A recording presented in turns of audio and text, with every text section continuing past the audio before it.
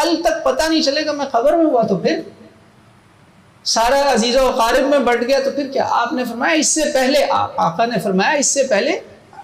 آقا کی بات کر رہا ہوں، امام صاحب کے فتوے کے اس میں بتا رہا ہوں کہ اس کے پیچھے سنت کیا ہے، کہ اس سے پہلے کہ تمہارے رشتہ داروں میں بانٹا جائے خود دے دو، ادھر دو ادھر دو، یہ ہے تیاری۔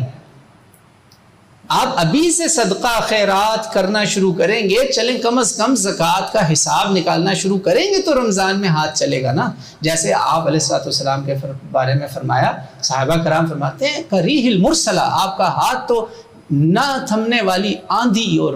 تیز ہواؤں کی طرح چلتا تھا، سخاوت ہی سخاوت۔ آپ پورا سال اجود الناس تھے، جواد ہیں آپ، اجود الناس، اجود،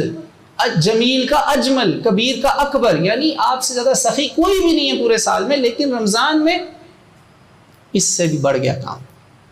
یہ شروع کریں رمضان